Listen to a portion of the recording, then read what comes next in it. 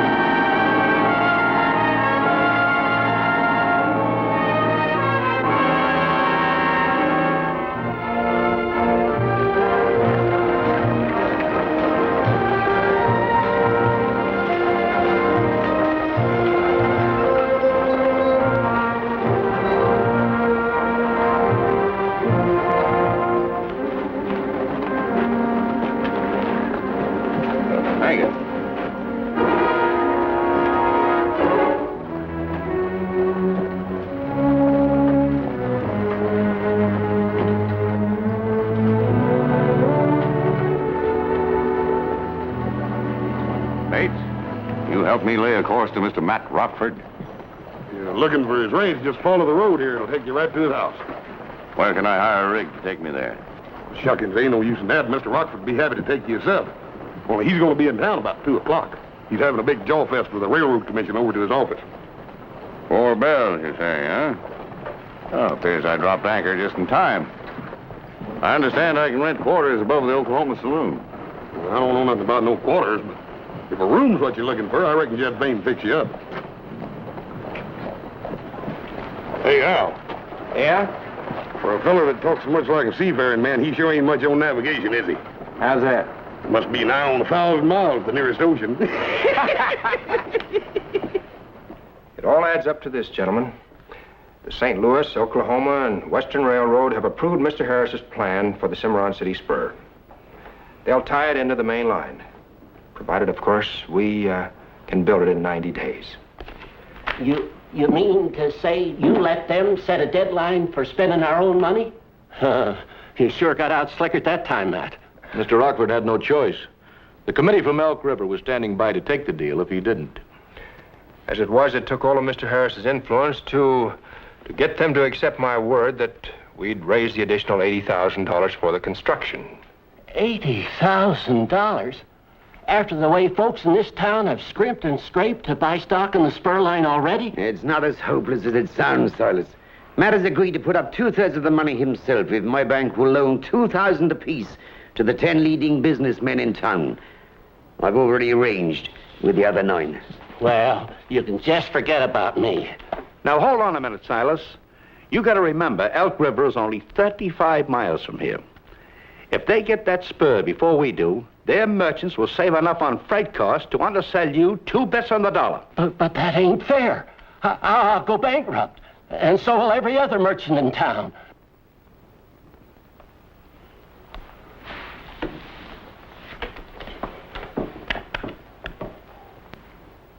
Well, far be it from me to stand in the way of my neighbor's prosperity. I knew we could count on you, Silas. And now that the financing is settled, how soon could you get things underway, Mr. Harris? Within a couple of weeks after we let out the construction contracts. Now, I've taken the liberty to get estimates for labor and materials from 6 outfits. Personally, I prefer the Carstairs brothers. They were with me on the Omaha job. They're reliable and reasonable. Well, I wouldn't be too hasty, gentlemen. Allow me to introduce myself, Captain Adoniram Judson, at your service. That is, if you'll take the trouble to examine the estimate my company submitted to Mr. Harris, I think you'll find it a good 15% under the Carstairs outfit. It usually is. Is that right, Harris? Well, yes, as far as it goes, but in this business, I've found that the low bid isn't necessarily the best bid, especially when you've got a time limit to consider. I'll match the speed of my lads against anyone's. Ask the railroad about the lines into Morgan Creek and Oak Canyon. Both of them brought in under schedule. I'm not denying your reputation, Mr. Judson. It's just that I prefer to use someone I've worked with before. And we'd prefer it if you'd stick to your engineering and left the financial arrangements to this committee. Now, all in favor of awarding the contract to Captain Judson at 15% lower, raise hands. The ayes have it. Captain Judson, you just got yourself a deal. Now, hold on, Silas. Look, there won't be much track laid if the chief engineer can't get along with his construction boss. Now, if you've got any real objections to Mr. Judson, I think you'd better lay them right on the line. Just to keep the record straight, I still prefer the Carstairs. But if Mr. Judson can save you money and still get the job done on time, I'll go along with you. Just one question, Mr. Harris. How soon do we start? Ben Parker owned a stand of timber near town. Judson advanced him the money to hire extra logging crews and promised him top dollar when the railroad ties were delivered. He hired Cecil Fayette at the livery stable to buy up every horse, mule, and wagon for miles around, at 10% commission. Outside of the rails, which had to be shipped in from St. Louis, everything else was ordered right here in Cimarron City. Almost every merchant got his share, some naturally a little more than the others. Now, let me see. Shovels, pickaxes. Ah, here it is. 3 dozen number 4 10-pound sledgehammers. They're all here, Captain Judson. Good. Just send the bill over to Mayor Rockford's office for his signature, then the bank will pay you off. It'd be a pleasure. Anything else I can do for you today? Well, my work crew will be coming in tomorrow. It'll be more efficient for them to live at the trackhead than to come back into town each evening. Have you got any tents? Tents, eh? Well, I've got just what you're looking for. They just don't make tents no better than these. Army surplus. From the Battle of Bull Run, no doubt. How much for the entire lot? All 24 of them? Let's see, they cost me $5 a piece. But the usual markup is 20%. But seeing as how you're such a good customer, how about $5.50 a piece? $4.50? $4 even? Suppose we say $6. I don't believe in making money at the expense of a friend. Captain Judson! Well, all I can say is that it's sure a pleasure doing business with a man after my own heart.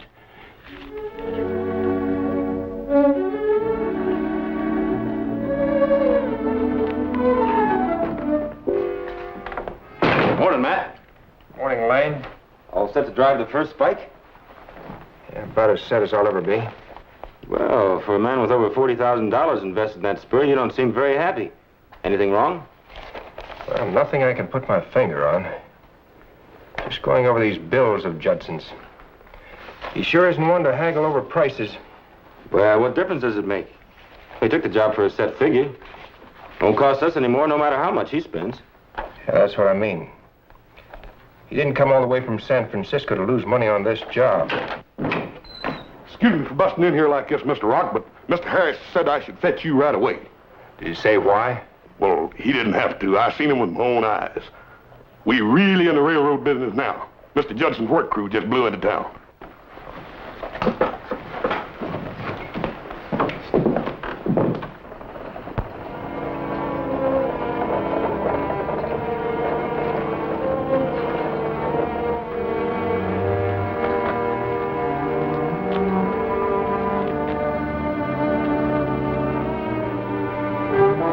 Well, Mayor, how does it feel to be welcoming the first railroad gang to Cimarron City? Chinese. Aye, coolies from the province of Canton. I brought them in on my last voyage, before the Exclusion Act. You mean you're going to use little fellers like that for back-breaking labor like laying track? Most of them don't look to me like they're hefty enough to lift a pickaxe. Don't let their looks fool you. I've seen Chinese crews work in 120-degree heat and weather cold enough to freeze the hide off a buffalo. Nothing can hold them back. Provided, of course, that they can be handled. And I assure you I have the means of doing just that.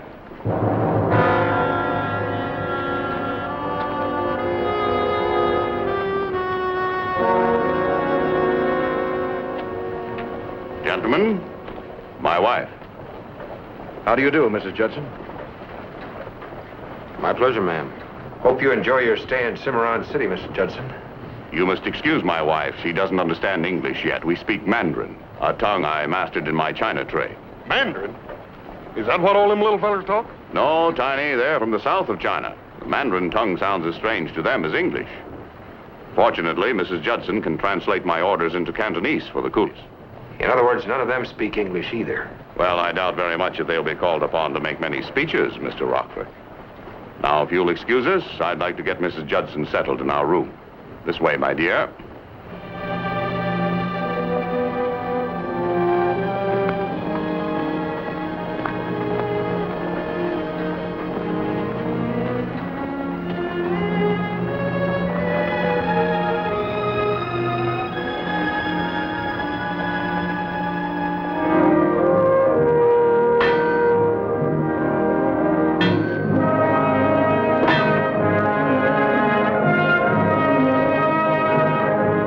Once the opening day ceremonies were out of the way, Judson didn't waste any time getting down to business.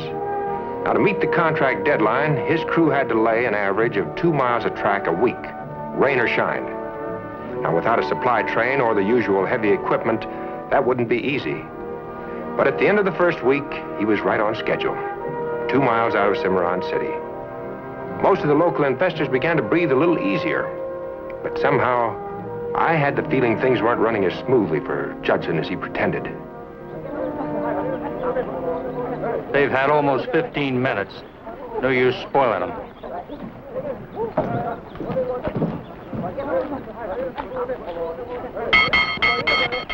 All right, you gandy dancers, lunch hour's over. On your feet. I said back to work. Chop, chop. 未到時候做工，應該由半點鐘食餐。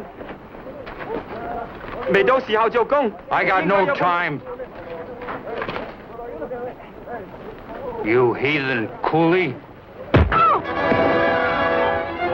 teach you a lesson you'll never forget.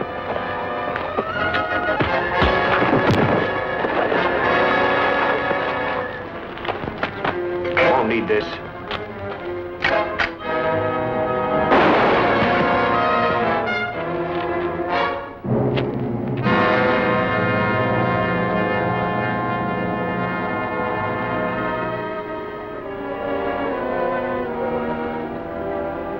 Muchacha! Chilla!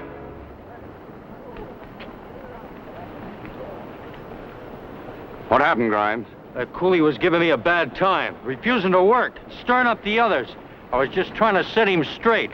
With a pistol. Mr. Rockford, I run this construction gang like I run my own ship, and I'll brook no insubordination or outside interference. As gang boss, Grimes has full authority to discipline the men any way he sees fit. You're way off course, Captain. As long as these men are peaceful and law-abiding, they're entitled to all the privileges and the protection of this territory. And I aim to see that they get them.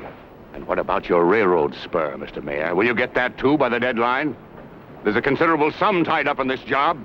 I doubt if your leading citizens are prepared to see it all go down the drain because of the mollycoddling of a handful of heathens. All right, get 'em back to work. All right, back to work. Chop, chop.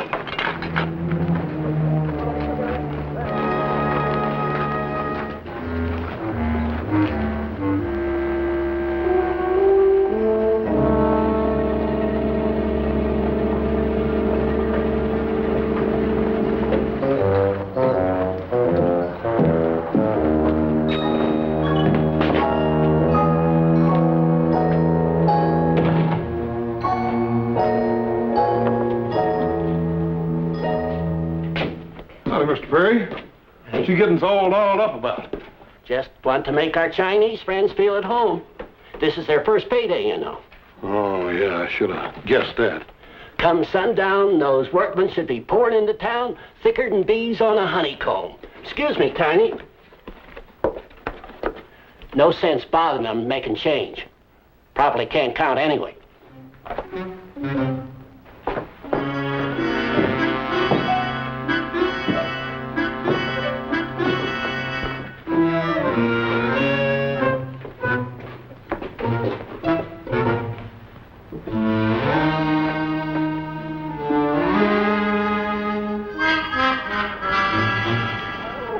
Tang Husan, labor.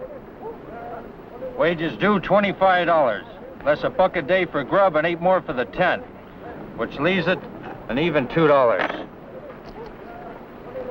你賺25個銀錢，揀咗你食嘢同埋住屋呢，賺2個銀錢。唔該，你講俾佢聽，2蚊唔夠啦，或者佢計錯咗咧，講俾佢聽多啲啦。他說2塊錢不夠，一定計算錯了，應該多一點。 Well, you were right about this man, Grimes. He is a troublemaker. Claims the tents are full of holes and the rice crawling with weevils. Well, ain't that too bad? Move along. 佢叫唔俾多啲啦，我唔做。他說你要不給他錢，他就不做了。 Oh, so he wants to quit, does he?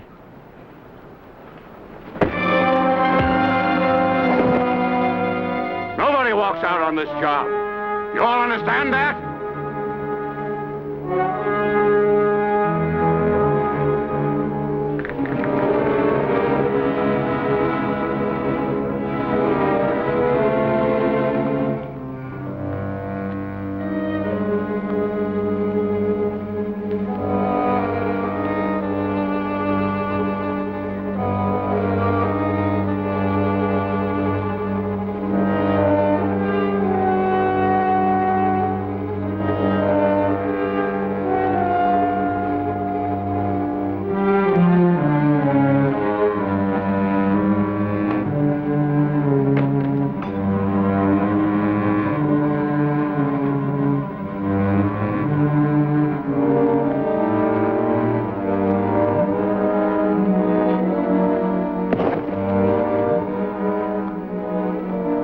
Who's there?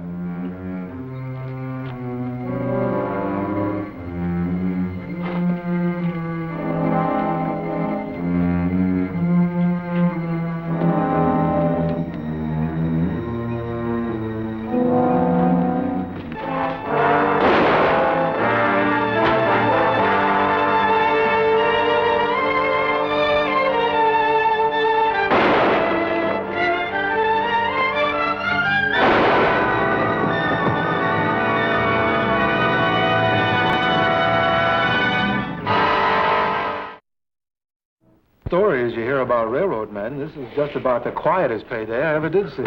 You know, Doc, it's been my experience that Chinese labor gangs are more frugal than other nationalities. They save every dime they can lay their hands on just so they can send it back to their relatives in the old country. Even so, the weather's getting too cold for those sandals and thin cotton shirts. You'd think that by now someone would have come into town and bought work shoes, Mackinaws. I appreciate your concern, Matt, but after all, it is their money. You can't make them spend it, even if it is for their own good. Doc, sure glad I found you, too. This little fella's hurt pretty bad. Isn't this the same boy who had the run-in with Grimes the other day? Yeah, his name's Tang. Where'd you find him, Tiny? Along the tracks where they crossed the trail to Mr. Rockford's place. He's out cold in a well digger's foot when I found him. I done what I could to stop the bleeding and brought him in. Well, it's a good thing you did. He's got a bullet in his back. Jed, you got a vacant room? Sure thing, last door down the hall. Good. Now I'll need boiling water, lots of it. Right away. Tiny, take him upstairs. Be careful when you move him or you'll start him bleeding all over again. All right, the rest of you men go on about your business. Nothing you can do here except get in the way.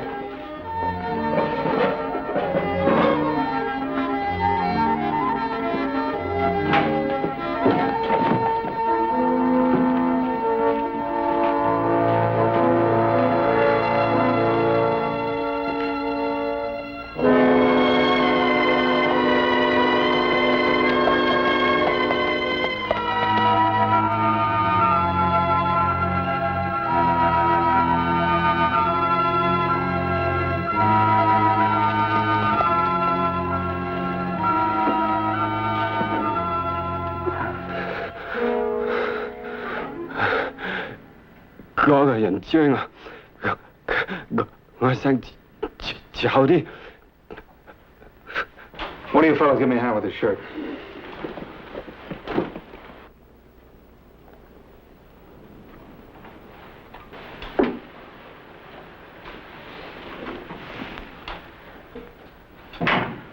Hurry with that hot water. Yeah, right here.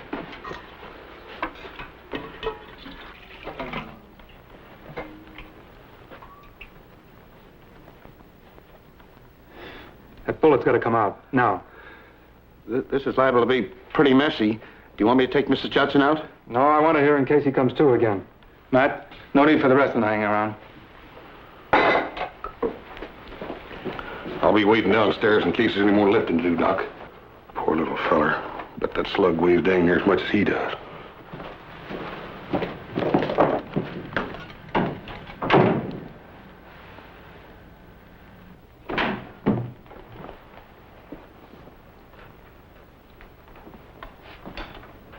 Oh, so this is where he wound up.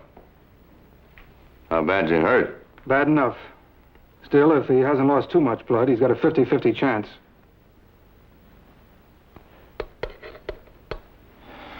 These things pack quite a wallop. My guess it's from a Spencer .38. Your foremen carry Spencers, don't they, Judson? Fortunately for them, Grimes caught this man trying to loot my tent earlier this evening. Coolie managed to knock him down and run off. Grimes was able to snap off a couple of shots, but it was too dark to tell whether they hit. You didn't follow him to try to find out? Risk a knife in the ribs? All we had to do was muster the crew and find out who was missing. Grimes will be in tomorrow to press charges.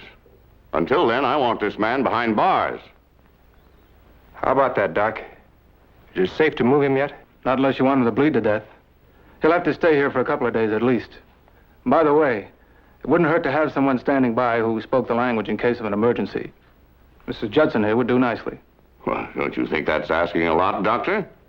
After all, this man almost killed my top gang boss. Now, before you decide he's guilty, don't you think we ought to hear his side of the story?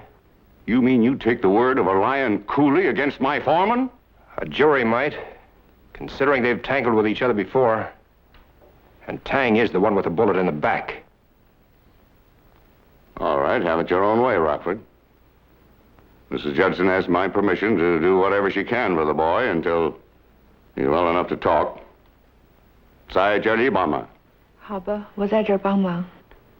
But I have no doubt that when she translates his story to me, it'll back up every word I've said.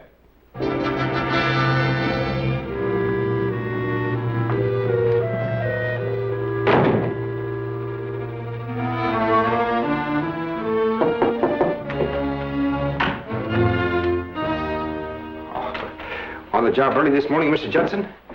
Or have you been sitting here all night? Oh, I forgot you don't speak English. Well, it doesn't matter. I'll just take a quick look at the patient and be on my way. Ah, just what I was afraid of. He's burning up with fever.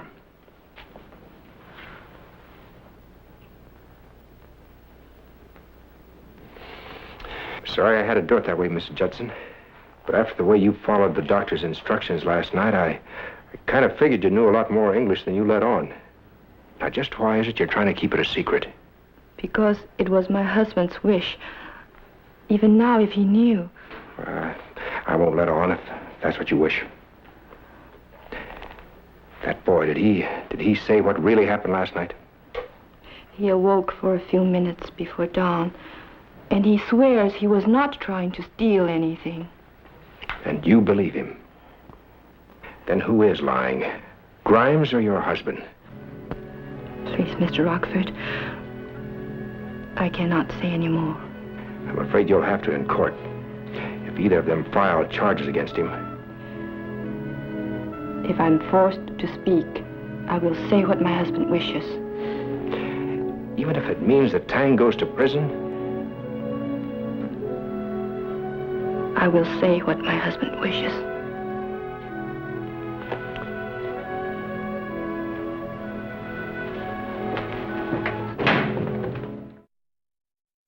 It was pretty obvious that Judson possessed some power over his Chinese wife that went far beyond the normal ties of matrimony. But whatever her anxieties and fears, she kept them hidden behind a cheerful mask during the boy's convalescence. To Tang, alone and friendless, in an alien land, she must have appeared like a compassionate angel from some earthly paradise that he could never hope to attain. Very good. Mrs. Judson's done a fine job, Captain. Boy's nearly as good as new. course, he'll have to take it easy the first few days back on the job. Well, isn't that a matter for the sheriff to decide? You mean your foreman still intends to press charges against the boy? You wouldn't ask that, Rockford, if you knew anything at all about the Oriental mine. If Grimes backed down now, he'd lose face of the entire crew. He wouldn't get a lick of work out of him from here on in.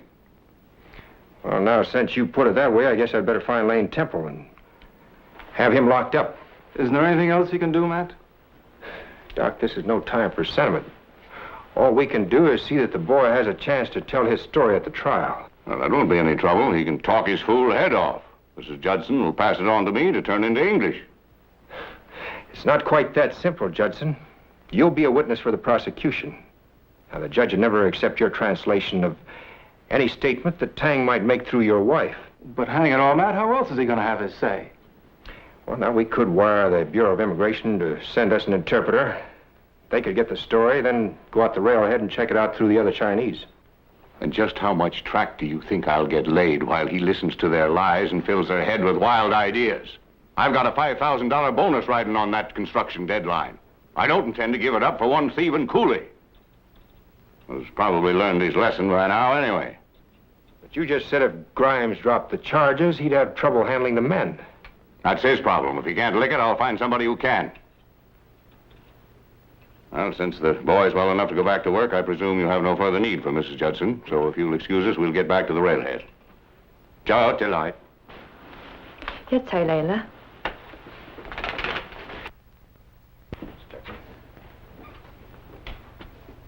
You sure pegged it right, Matt. He must have known that boy was innocent all along, or else he never would have backed down so fast. Yeah, too fast. Now I know he's trying to cover up something. Until we find out what it is, I think Tang would have been a lot safer in jail. Tiny. Yes, sir. Building a railroad ought to be a very interesting thing to watch, don't you think? I sure do, Mr. Rockford. Good. Because that's exactly what you're going to be doing for the next few days. I am? Mm-hmm. You're going to be a very interested spectator watching the operation out there. Hey, that's a good idea. And while I'm at it, I can see to it nothing happens to that little feller Tang. I think he's got it.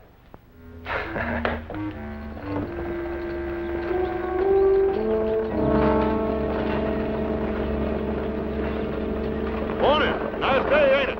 I hadn't noticed.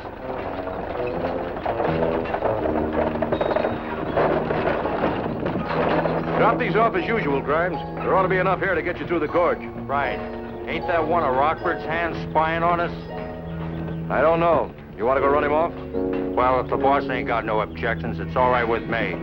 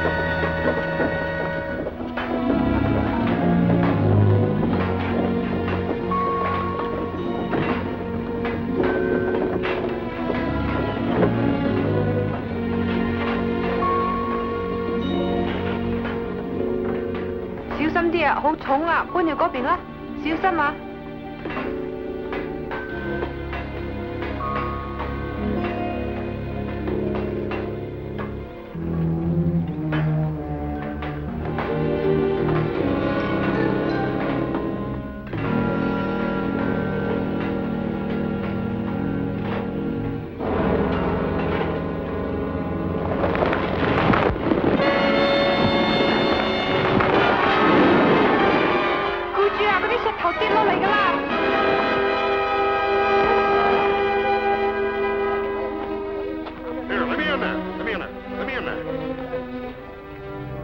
Did he hit you, little feller? Boy.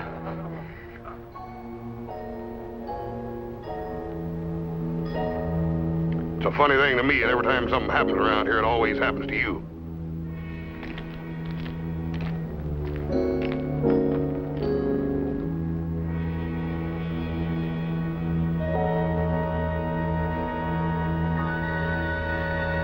And that there's just the way it happened. Just whammo, and that big boulder come flying downhill at that poor little feller. But he got out alive. What's everyone so head up about? There never was a big construction job that didn't have its share of accidents. If it was an accident. That's a serious charge, Matt. Can you back it up? I could, I wouldn't be sitting here just talking about it. And I'd do something about those working conditions, too. The long hours, bad food, and those leaky tents. Now, you're about as close to Judson as anyone. Isn't there anything you can do? I've already talked to him. He won't budge an inch.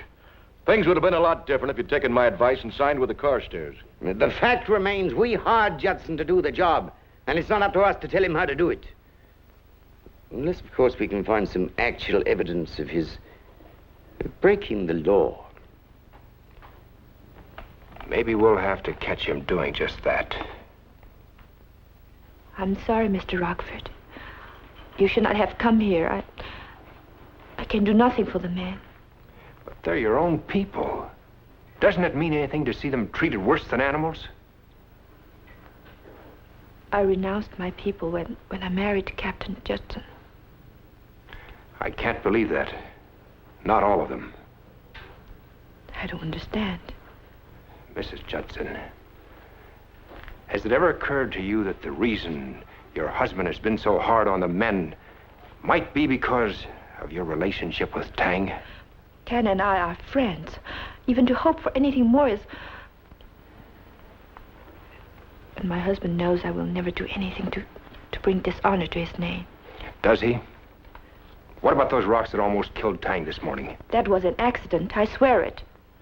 And your husband claims that Tang was ransacking his tent the night he was shot. Would you swear that was an accident, too? I think you have said enough, Mr. Rockford. It would be better if you left now. All right, Mrs. Judson. I just want you to remember one thing. The one who tried to kill Tang this morning isn't going to stop until that job is finished. You're wrong, Mr. Rockford.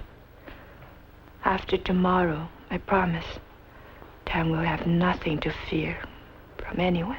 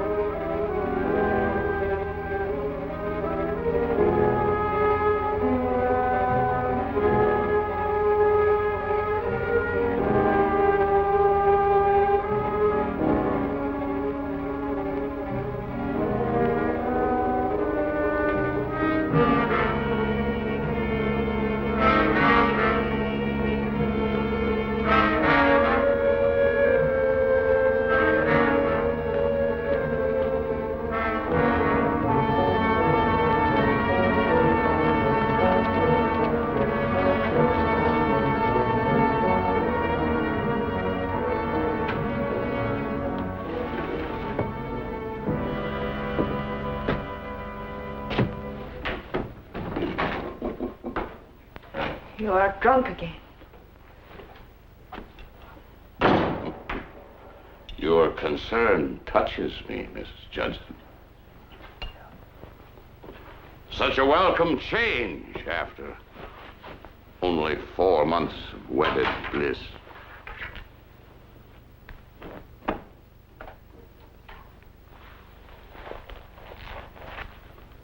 Or could it be that you're worried about this? How much did you steal from the men this time? Steal, my dear? What, isn't that a rather harsh word to describe the manner in which I keep my wife in silks, trinkets? San Francisco, by this morning's stage. You were born to wear Jane. The touch of it burns my skin when the others are no better off than slaves. What makes you think you're any different?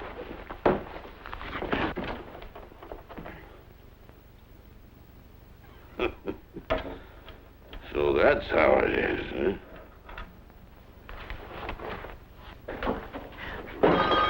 I will use this if I have to. I believe you would. Tonight. But you'll change your mind by morning. Or somebody might just tell the Immigration Bureau that the rest of your family was smuggled into this country after the exclusion law.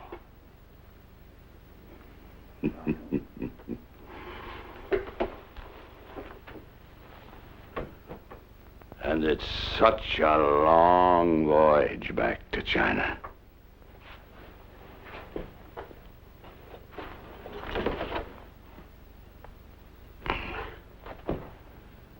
Now, you be a good wife and go back downstairs and get me another bottle.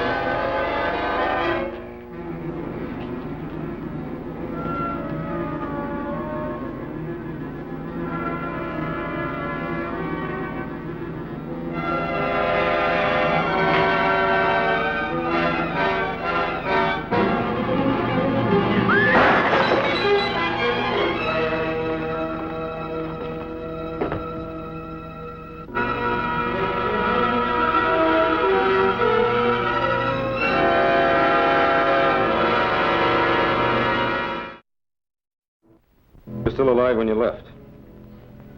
How long were you gone? A few minutes. 5 at most.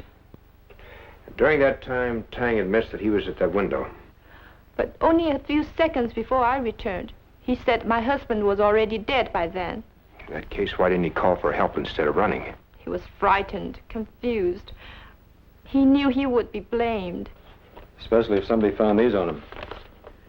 I gave that money to him this afternoon. It was rightfully his. My husband has been cheating all the men ever since he brought them from China. Yeah, I can believe that. Hiring them at $50 a month and then charging them almost all of that for food and lodging. You know, he must be good for over $1,000 just on yesterday's payroll alone. Well, he got what he was asking for. But that still didn't give Tang the right to take matters into his own hands. But he didn't kill him. Then why did he come up here? He was afraid for me, too. He wanted me to leave with him. Please, don't keep him in prison. He is innocent. Afraid the jury will have to decide that, Mrs. Judson. Then I have to tell you the truth. See, I am the one who murdered my husband.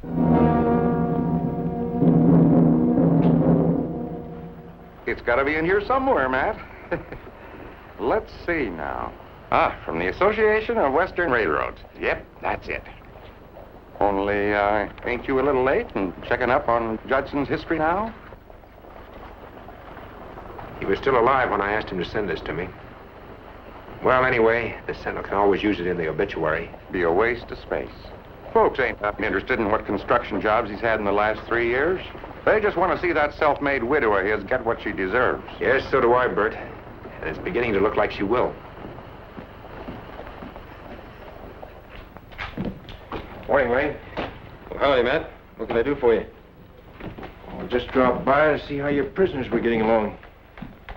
Well, Mrs. Judson's still claiming that Tang's innocent. And I've a hunch she's saying the same about her if I could only understand Chinese. Yeah, maybe they're both right. I don't know. That's not what I hear from the local blabbermouth brigade. You know, faithless wife and lover kill husband and live happily on the widow's take. Till the hanging. And I'm not sure about that. Any of those missing bills turn up yet? No, and they won't either. They were all crisp new bills from the St. Louis bank. The real killer knows he'd be spotted if he tried to pass them in this town. Maybe we ought to give him a chance to spend them someplace else. Just a hunch. If you don't mind, Lane, I'd like to talk to Mrs. Judson for about 5 minutes. Right.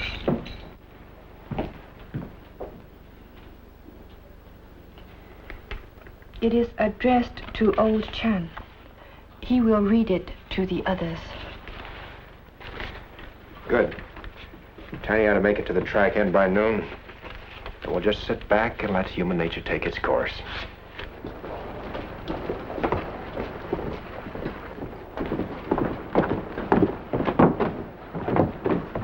Matt, we're in trouble. You got to do something. I do? What? The men have stopped work on the roadbed. Near as I could make out, they want Tang and the girl released. That's out of the question. They're being held for murder without bail. Matt, I don't think you quite understand what this means. If we get behind schedule and the spur isn't finished on time, the railroad will take the Elk River deal. Every dime that we've invested will be gone down the drain. Yeah. I don't think that has anything to do with it. You know, gentlemen, there isn't a law that says a man has to work if he doesn't want to. Now, you all agreed that we couldn't do anything about the working conditions unless we found Judson breaking a law. Now, by the same token, they're not breaking a law. Matt, there must be some way out of this mess. All right, gentlemen, when you think you've found it, you come back and let me know. In the meantime, I guess we're just going to have to let things ride as they are.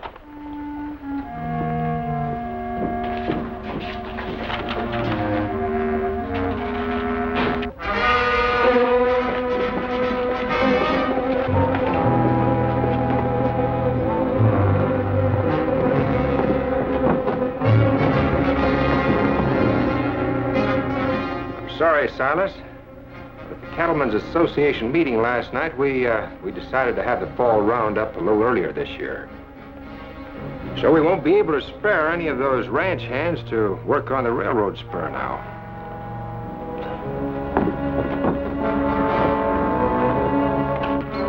Matt, this committee's fed up with the way you've been shirking your responsibilities. So we're going to do things our way. Irregardless, B and Harris are going to leave for St. Louis on the next stage. We're going to get the railroad to extend that deadline. And there's nothing you can do to stop us. Well, now, just why should I, Silas? As a matter of fact, if you hadn't suggested it, I was going to do it myself. You were?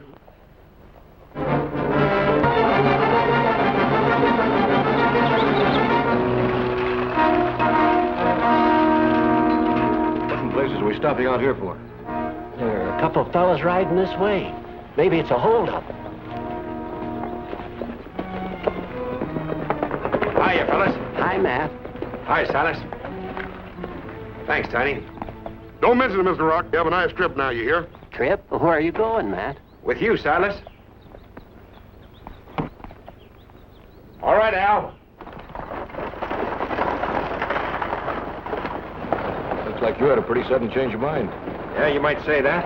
I'm sure glad you did, Matt. You being with us will give us that much more of a chance to get that deadline extended. Well, I held out until the last minute.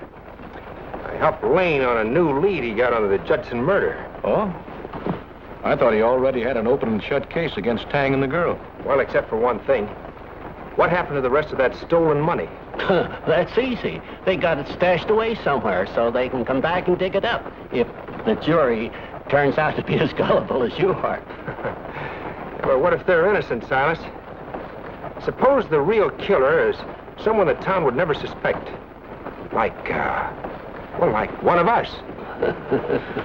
Are you sure you're feeling all right, Matt? Yeah, I'm serious. Now, there he would be with $1,000 of brand new banknotes in his pocket that he couldn't pass in Cimarron City. Silas, what would you do if you were in his shoes? Leave town, I expect. Just like that, huh? With no good reason to close up your store or quit your job, whichever the case may be? No, I'm afraid the folks would start asking questions. Unless they sent you off, say, on an errand like this. I don't follow you. Well, now, Judson may have had a partner who wasn't quite satisfied with his cut. So he decided to take the whole pie. He waited for Mei Ling to leave the room, then he sneaked in and settled things in his own way before she got back. If you ask me, that's a lot of hogwash. why, we would have had to hang around for hours, waiting for the right few minutes. No, someone would have spotted him for sure. He's right, Matt. You're thinking his way out. Besides, Judson wasn't the kind who would trust anybody in a case like this. Whether he trusted him or not, he needed him. He had to have somebody who would make sure he'd get that labor contract in one way or another. But I was the one who... Matt, you don't know what you're saying. Don't I? You were so eager to get him to sign up. Well, you wouldn't even listen to Harris's advice. Al, pull up!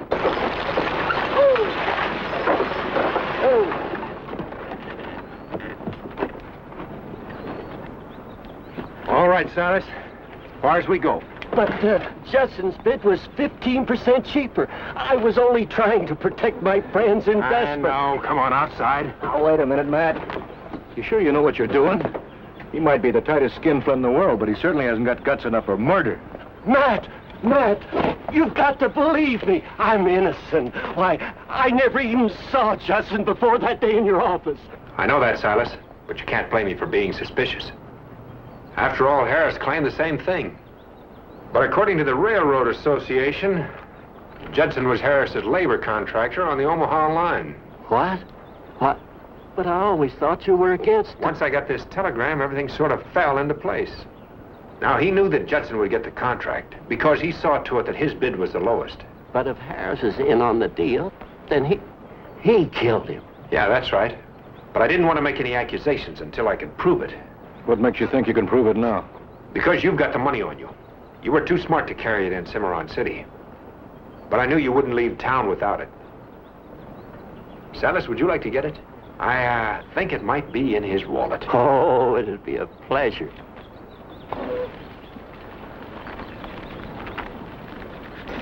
Well, what do you know? You were right. Gee, for a minute, Match had me almost scared to death. You might make it yet. Drop your guns, both of you. You too, Matt. Why? Matt! Because if you don't, I'll drill a hole right through your friend's head. That's a single-shot Derringer, isn't it? It only takes one. He had to kill you, Silas. But what is he going to do about me? Matt, please! I don't think he'll shoot you, Silas. Because the minute he does, it gives me a perfect target. I'm not bluffing, Matt. I often wondered what I'd do if somebody tried to pull a stunt like this. Now I know. Aren't you going to at least try to fight your way out of this? Harris, you've been a complete disappointment to me. Get in that coach.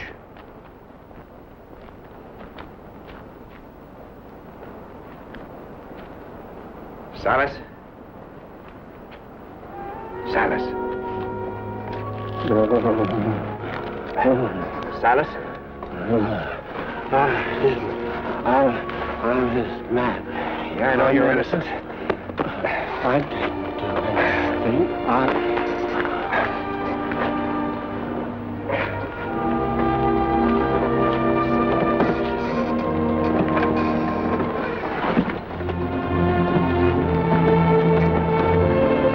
You know, you wouldn't have believed how much faster our Chinese friends worked when they were free of the tyranny of Judson and the brutality of Grimes, who incidentally spent a longer time in jail than it took them to finish the railroad spur to Tulsa. And beating the deadline wasn't the only good thing that happened to Cimarron City. We also gained our first Chinese citizens, Mr. and Mrs. Tang.